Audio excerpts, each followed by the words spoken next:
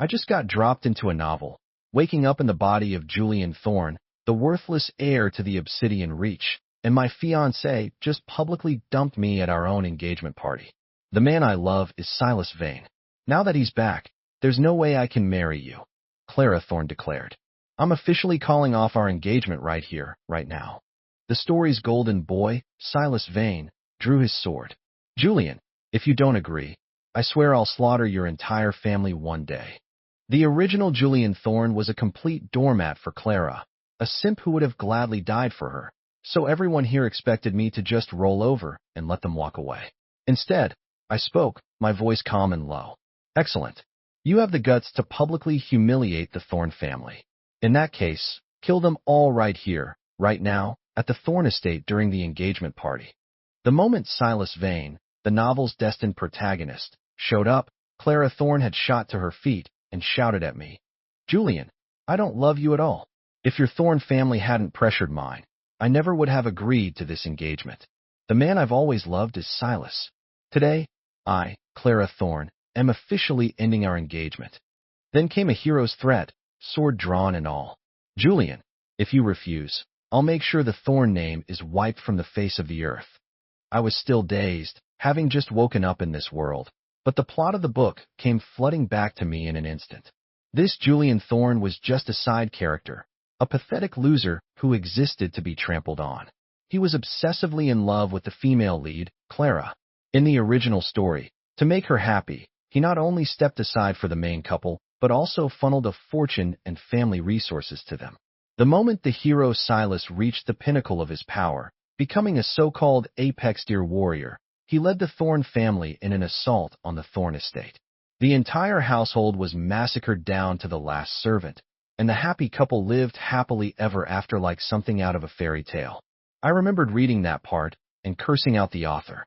The next thing I knew, I was here. With my temper, there was no way I could stomach this. I didn't even think. I just slapped Clara clean across the face. God damn it. Every resource your family has, every bit of power you cling to, came from my family, from the Thornes. I warred. And now you stand here, call off our engagement, and slap us in the face in front of everyone? I've been way too good to a bitch like you. Clara clutched her swelling cheek, staring at me in disbelief. Julian, you hit me? You always said you loved me. Was it all a lie? You said you'd do anything to make me happy. All I'm doing is calling off an engagement. Is it really that big of a deal? Silas Vane was stunned, too. This wasn't in the script. The guests started whispering. Is Clara Thorne insane?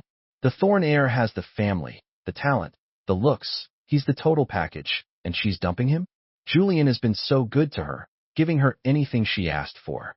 The Thornes practically bankrolled the entire Thorne family's rise. How could she be so ungrateful? Exactly. And to do it publicly, to humiliate the Thornes like this? She's lost her mind. You know, based on how the heir used to be, he probably would have just agreed. I don't know what happened, but it's like he's a completely different person. I glanced at the story's hero and heroine, my eyes ice cold. Thorngard, where are you? The captain of the estate guard, Alaric Stone, dropped to one knee. Sir, your orders? Kill them. What? Silas jumped in front of Clara. Julian, are you insane? You're going to kill Clara over something this small. Small?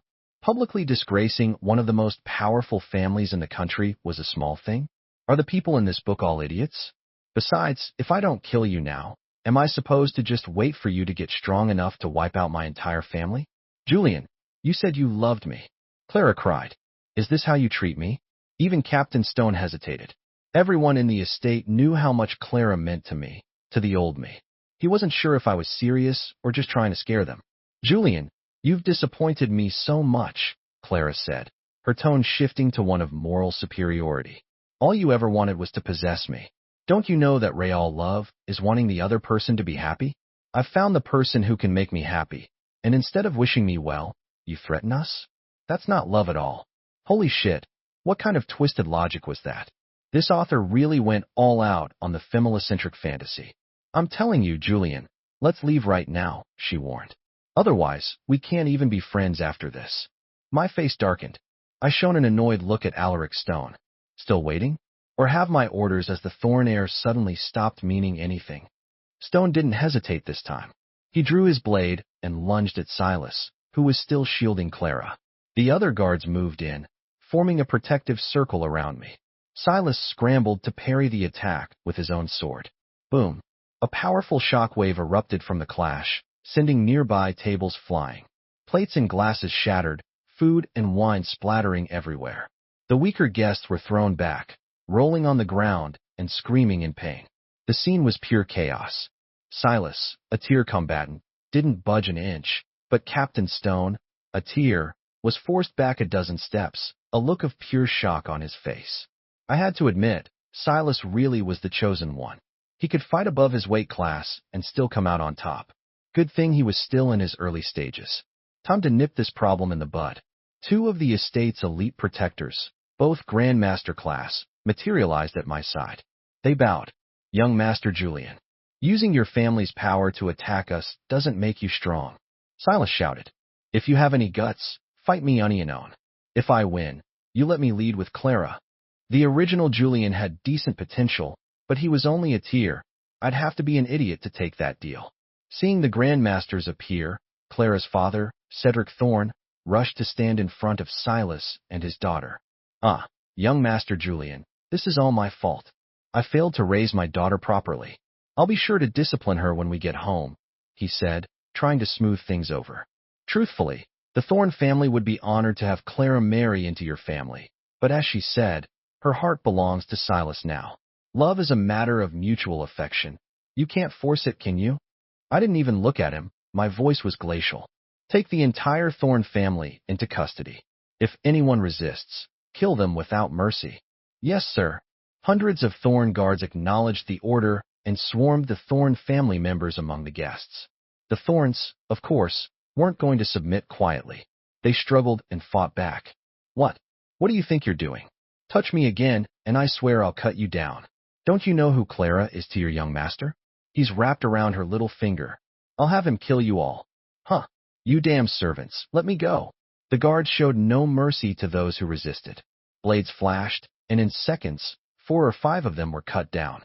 The remaining Thorns finally understood the gravity of the situation. They screamed in terror, all resistance draining out of them. Julian, you dare have my cousins killed? Clara shrieked. You kill these guards right now and get on your knees and apologize to me. If you don't, I will never forgive you. I stared at her like she was the dumbest person on the planet. Clara, you really are clueless, aren't you? You actually think after all this that I'm going to let you walk away from here alive? I glanced at the 2 Grandmasters beside me. What are you waiting for? Kill these 2 degenerates for me.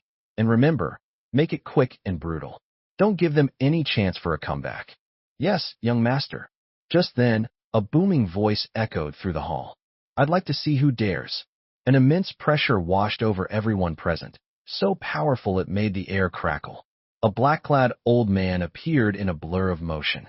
The sheer force of his presence was suffocating. Silas's eyes lit up. Master, you're here, he cried out in relief. The newcomer was Silas's master, Master Malachi, vice director of the Aeon Order. His power level was demi-saint class. Meanwhile, the Thorne family's elite forces and its 500,000-strong private army were all deployed up north with my father, General Thorne. They were busy holding the line against the Scythian cartel's latest incursion. Right now, the strongest fighters at the estate were Grandmaster class, no match for a demi-saint. I looked at the old man coldly. Master Malachi, does the Aeon Order intend to interfere in the affairs of the Thorne family? Young Master Julian, your apprentice was indeed reckless, but his crime doesn't warrant death. I hope you can find it in your heart to be magnanimous and let this go. I laughed, the sound dripping with scorn. Magnanimous? Your apprentice publicly crashes my engagement, steals my fiancée, and makes my family the laughing stock of the entire nation, and you want me to be magnanimous? Malachi bowed his head slightly. Again, it is true that Silas and the young Miss Clara were in the wrong, but her father has already promised to discipline her. At the same time, I will severely punish my wayward student and offer you a full apology. Would that be acceptable? I cut him off. No. No one humiliates the Thorne family and walks away unscathed. I don't care who they are. A flash of anger crossed Malachi's face. He spoke through gritted teeth. Young Master Julian, Do this as a favor to me, Malachi. Consider it a debt I will owe you. In the original novel, the Aeon Order was a major force in the destruction of my family. The idea of owing him a favor was laughable. I wasn't about to give him an inch. Malachi, who the hell do you think you are? I sneered. Does the Aeon Order truly wish to make an enemy of the Thorn family? I was betting he wouldn't dare. The Thorn family was at the height of its power. Besides our massive army, we had two Saint-class powerhouses and the nation's only apex-tier warrior, the legendary Kalen, known as the Wraithblade. Even though Kalen had been seriously injured in a battle with a former Scythian warlord and was only at 30% of his peak strength, he could still effortlessly eliminate a typical Saint-class opponent. If my father, General Valerius Thorn, truly got angry, not just the Aeon Order, but the entire federal government would indeed have to think twice. The only reason Clara Thorn had the nerve to disrespect the Thorn family was because the original Julian was such a pathetic simp. In the book, when my father, General Thorn, found out about this, he flew into a rage and ordered the entire Thorn family to be wiped out. But the original Julian stopped him, threatening to kill himself. As the vice director of the Aeon Order, Master Malachi was used to being treated with the utmost respect. He'd never suffered a humiliation like this. A murderous glint flashed in his eyes. Young Master Julian, are you telling me you refuse to grant me this courtesy? That's right. This pathetic couple must die. And what if I insist on taking them with me? Then by all means, try. I turned to my men. Grandmasters, keep Malachi busy. Everyone else, kill that couple. Full force. Yes, young master. Malachi's face changed. He yelled at Silas and the others. What are you all standing there for? Run.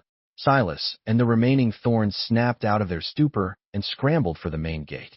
The battle erupted instantly. The two grandmasters, both masters of the blade, flanked Malachi, their swords cutting through the air in a synchronized assault. The energy from their blades lit up the night. Malachi met them with his own longsword, its energy weaving a brilliant, deadly web. Boom, boom. The energies collided, unleashing devastating force. A violent gale ripped through the estate's main courtyard. Dirt and stone were torn from the ground, and the courtyard was left pockmarked with craters. The three combatants were all thrown back by the impact, but they landed on their feet and charged at each other again. In the same instant, the courtyard became a maelstrom of blade energy and sword light. The deafening roar of their battle was continuous. The ground was torn apart, trees were shredded, and rocks were sent flying through the air like shrapnel. Although my two grandmasters were clearly on the defensive, they managed to keep Malachi completely tied down. On the other side of the battle, the Thorn family members were being cut down. A dozen had already fallen. Cedric Thorn and Clara had managed to escape the initial onslaught. Silas fought a desperate rearguard action, his body covered in wounds, bleeding profusely. Captain Stone was clearly no match for him and was being steadily pushed back. In a final desperate move, Silas ignored two sword strikes that bit deep into his flesh to cut down several more guards, then vaulted over the wall and vanished into the darkness. System, congratulations, host. You have severely wounded the Chosen One. Reward, Primal Titan Physiology +1, Sunfall Bow +1. The moment the Sunfall Bow materialized in my hands, a surge of energy flowed from it into my body, instantly boosting me from a tier fighter to tier. I was ecstatic. This was like leveling up on a rocket ship. It felt incredible. All right, let's test this Sunfall Bow on Master Malachi. I drew on all my newfound power to pull back the bowstring. A golden light, thick as mist, slowly coalesced into the shape of an arrow. Its tip blazed like a miniature sun. Behind me, the ghostly images of two colossal, godlike figures shimmered into existence. Seeing that Silas had escaped, Malachi had no desire to continue the fight. He broke away and soared towards the estate wall. I roared, "Malachi, halt!" The moment he turned his head, I released the arrow. The sound was like thunder cracking, and for a second, the world lost its color. The golden arrow tore through the night sky, closing the distance to Malachi in the blink of an eye. A primal fear seized him. He could feel the absolute annihilating power contained within that single point of light. He twisted his body violently in midair, trying to dodge the fatal shot. Splat! The golden arrow still struck his left arm. The limb instantly vaporized, spraying a mist of blood across the night sky. Arg! Malachi screamed, tumbling from the air. By the time my guards reached the spot where he fell, he was gone. All that remained was a large crimson stain on the ground. Firing that one shot had drained every ounce of energy from my body. I felt a wave of exhaustion wash over me, and I nearly collapsed. Everyone left in the courtyard stared at me as if they'd seen a ghost. The young master injured Master Malachi with a single arrow, but he's a demi-saint. The two grandmasters couldn't even scratch him, but the young master took his arm off with one shot? How is that possible? The remaining party guests, who hadn't managed to flee yet, were frozen in place. When they looked at me now, there was a new emotion in their eyes. Seeing that the fighting was over, they knew better than to linger. They made their excuses and left as quickly as they could. Half an hour later, a guard reported that Silas and the Thorns had returned to the Thorn family home. Good. They didn't even bother to run. They really have no respect for the Thorn family. I sent more men to their residence, ordering them to watch their every move. Alaric Stone, sir, I want you to ride for the northern front as fast as you can. Report everything that happened tonight to the general, and tell him I need to borrow the Wraithblade. By sunset tomorrow, I want the Thorn family erased from existence. Yes, sir. Alaric Stone accepted the order, mounted a genetically engineered speed horse, and galloped off into the night. Strike them while they're weak. Never give the chosen one a chance to grow. The next evening, the atmosphere inside the old Thorn family mansion was tense. Cedric Thorn's brow was furrowed with worry. Clara was carefully applying medicine to Silas's wounds. Dad, what are you so worried about? She asked. What do you think? Look at the mess you two made. Calling off the engagement at the party. You've completely enraged the Thorns. The Thorn family is facing a disaster. I think maybe we should head south for a while. Lay low until this blows over. Cedric knew in his heart that if the young master still had his old personality, he wouldn't have been so ruthless. But for some reason, Julian was like a completely different person. It terrified him. Dad, Silas and I know we were wrong. We didn't think it through, Clara said dismissively. But you don't need to worry so much. Julian is only angry because we embarrassed him in front of all those guests. Besides, he killed plenty of our people, too. He should have cooled down by now. He loves me so much. I bet he's already regretting it. Once I go talk to him, say a few nice things, he'll be back to being my loyal little puppy, just like before. Even now, Clara still believed I was the same pathetic simp she could control. Though still worried, Cedric's expression softened. I hope you're right. Go talk to the young master. Even if you can't marry him, we absolutely cannot lose the Thorn family's financial support. Of course, Clara scoffed. And I'm going to make Julian come here and apologize on his knees. How dare he kill members of my family?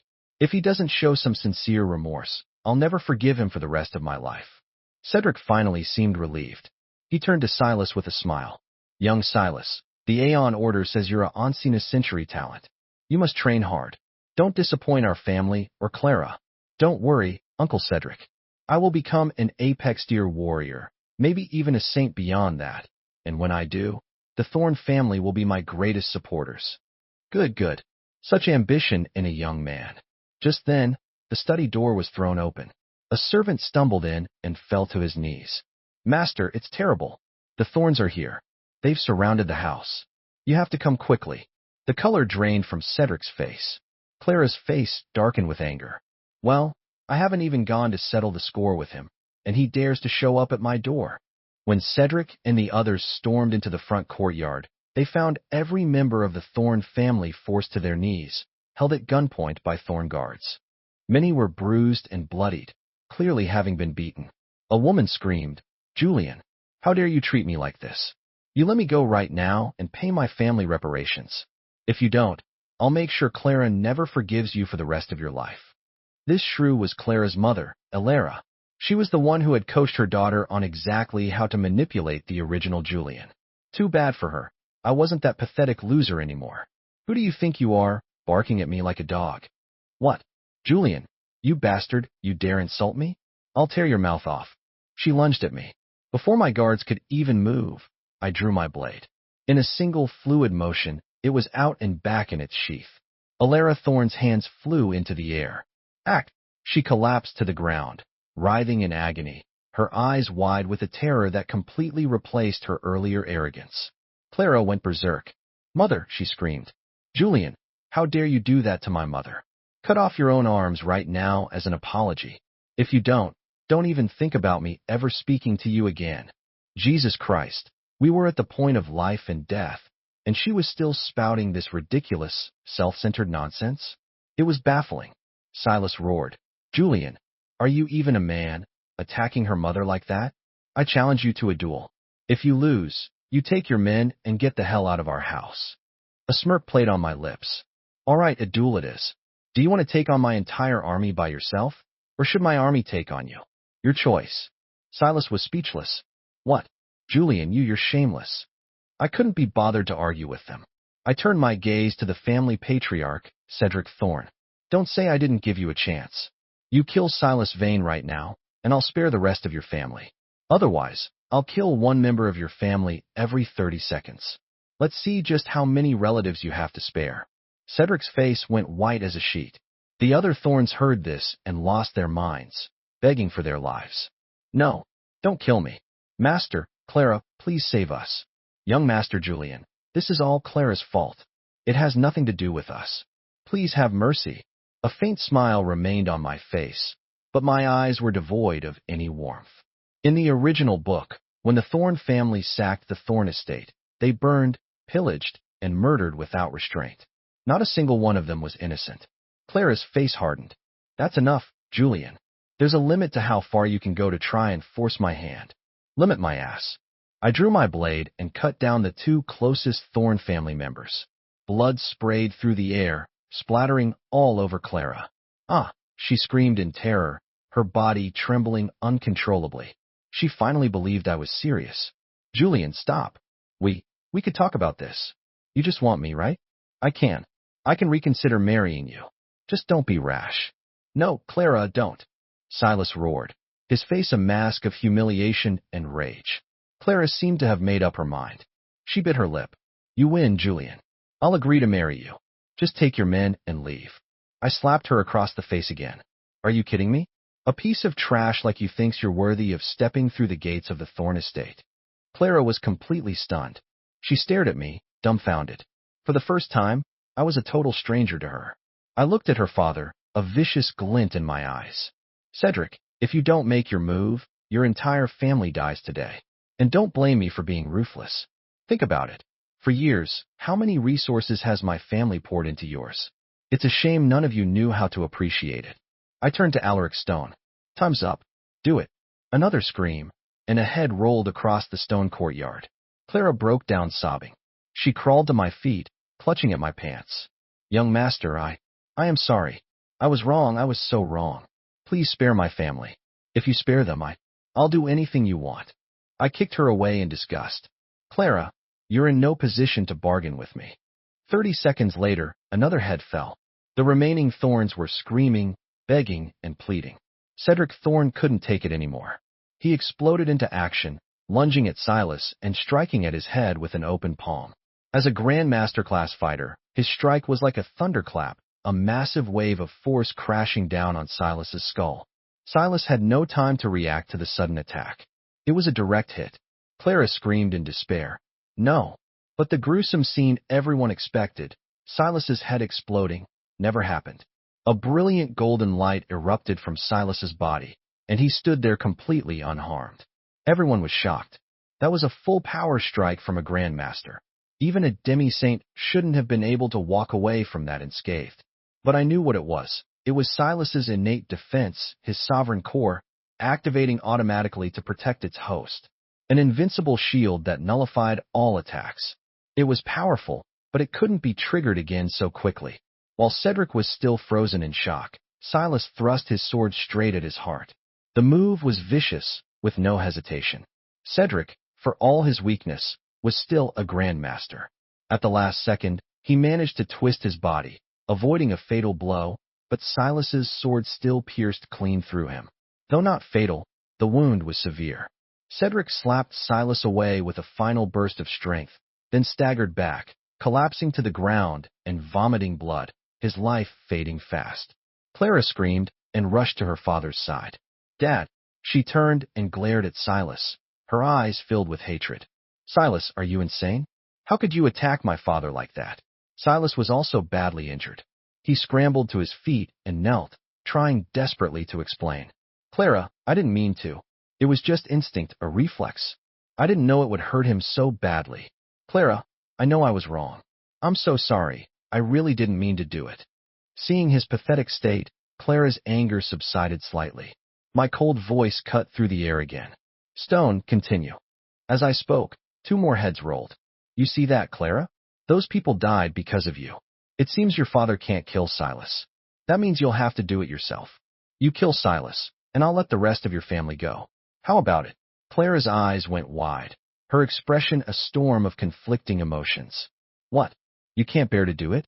You'd rather watch your entire family die than let your precious Silas get hurt? Now that's true love. My words broke the dam. The remaining thorns erupted in curses. Clara, if it wasn't for you and that damn Silas, none of this would be happening. What is wrong with you? Do you want to see us all dead before you're satisfied? Clara tried to defend herself. No, I don't. I never wanted this. Then why won't you do it? Is Silas's life worth more than our entire family's? Clara turned to look at Silas and saw him gazing at her with a look of profound sorrow. Her heart melted instantly. I'm sorry, she whispered. I can't. I just can't do it. Ark. Another scream, another head hitting the ground. I clapped my hands slowly. Well, your love is truly something to behold. In that case, I suppose the family patriarch will have to be next. Cedric was already severely wounded. Hearing my words, he coughed up another mouthful of blood. Clara, do it now.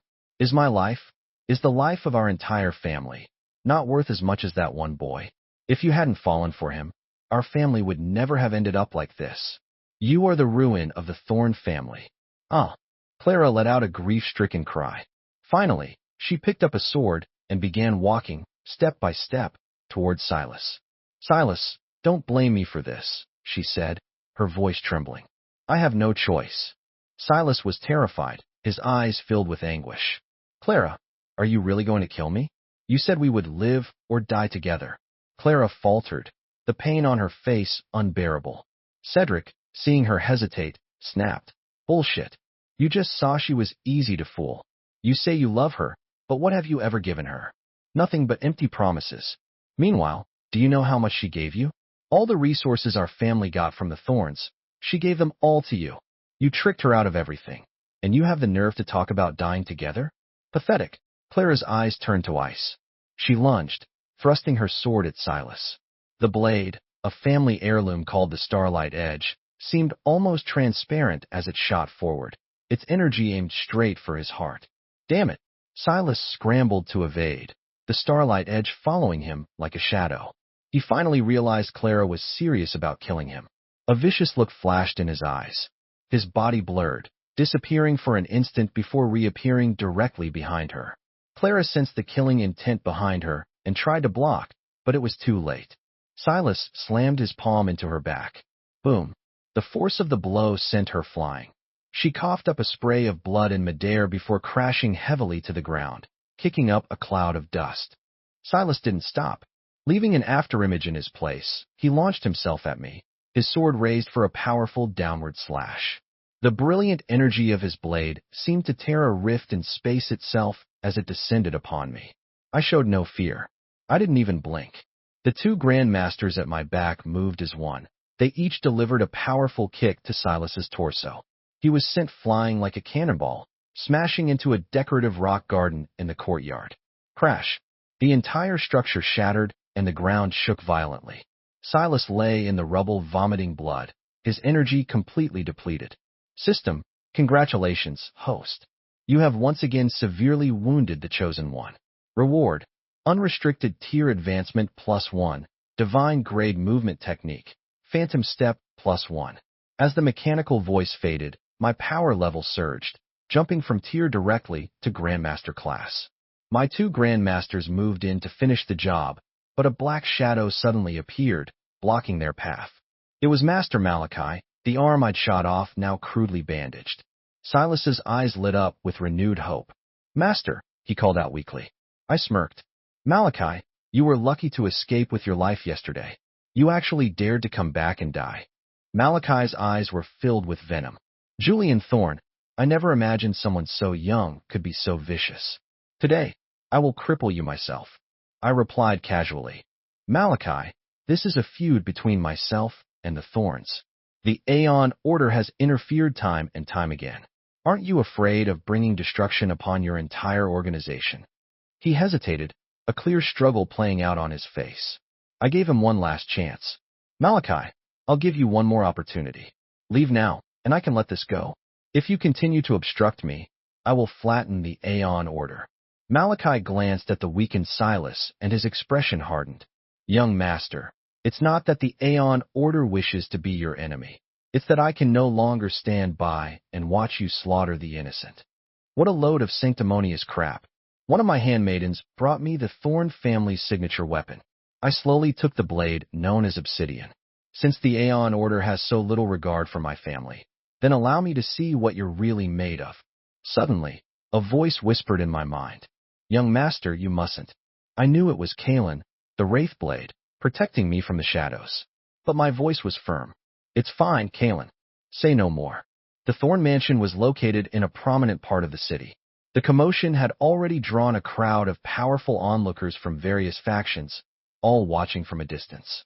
When they heard I was going to fight Master Malachi myself, they were stunned. What? The Thorn heir is going to duel Malachi? Is he insane? Malachi is a demi-saint. He's been famous for decades. This is suicide. So arrogant. Youth truly is wasted on the young. I ignored their jeers. Lifting obsidian, I charged straight at Malachi. I wanted to see just how powerful this primal titan physiology of mine really was. Silas could barely contain his glee.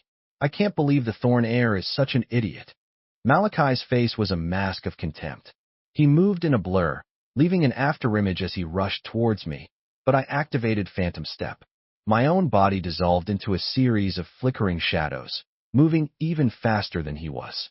The dark energy radiating from obsidian clashed with the blue light of Malachi's sword. We became a whirlwind of light and shadow, the sound of our impacts a deafening roar. The longer we fought, the more horrified Malachi became. A storm was raging in his heart.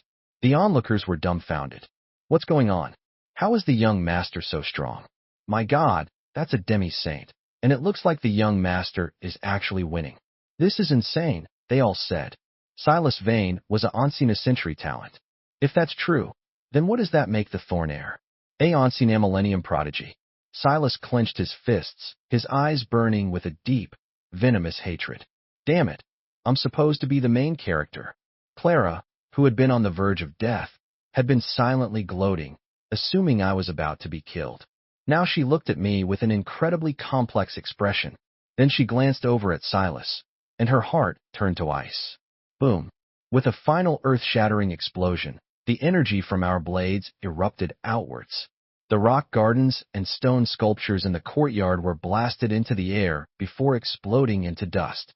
The few remaining Thorn family members with low power levels were torn apart by the shockwave, dying instantly. The crowd of onlookers was frozen in stunned silence. I warred. The massive godlike phantoms reappeared behind me, their hands gripping a colossal shadow blade as they brought it down in a devastating cleave. The dark energy from the attack tore through the sky, a strike like divine punishment. A fierce wind whipped through the area, kicking up a storm of sand and stone. The single blow was so powerful it seemed to dim the very heavens. Malachi cried out in alarm, hastily raising his sword to block. Crack! His longsword shattered. His body was slammed into the ground with brutal force, carving out a massive crater and sending a plume of earth into the air. He lay at the bottom, gasping and spitting up blood, barely alive. The entire area fell dead silent. I raised my blade and rushed towards him, ready to end this for good. Stop! A white-robed old man suddenly appeared in midair. It was the director of the Aeon Order himself, the Saint-class powerhouse, Grandmaster Cashin. I acted as if I hadn't heard him. My blade was already raised high. Malachi, go to hell. Without a moment's hesitation, I brought obsidian down toward his neck. Cashin roared in fury. He slashed his own sword through the air in a wave of energy, so immense it seemed to warp space itself. It shot towards my back, moving faster than my own attack. Everyone's heart leaped into their throat. This was an attack from a Saint-class warrior. If it hit me, I was dead. Boom. At the last possible second, a man in a simple green tunic appeared behind me. With a casual wave of his hand, he simply slapped the world-destroying wave of energy, causing it to dissipate into nothing. Schlick.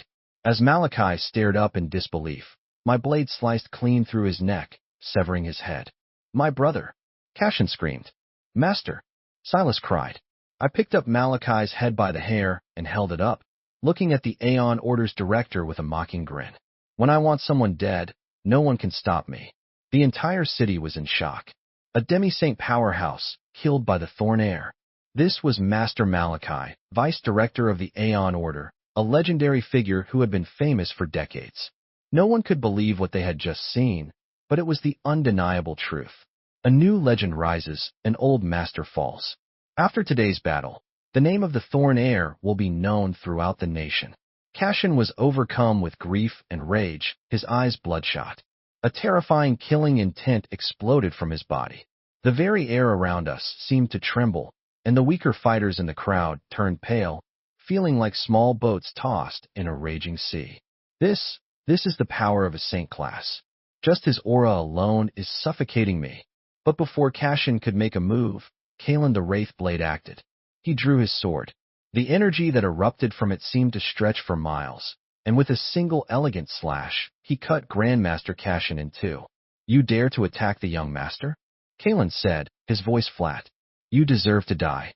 Cashin's death didn't cause as much of a stir. After all, the Wraithblade's legend was built on a mountain of Saint-class corpses. It was a known fact. The Aeon Order had picked the wrong family to provoke.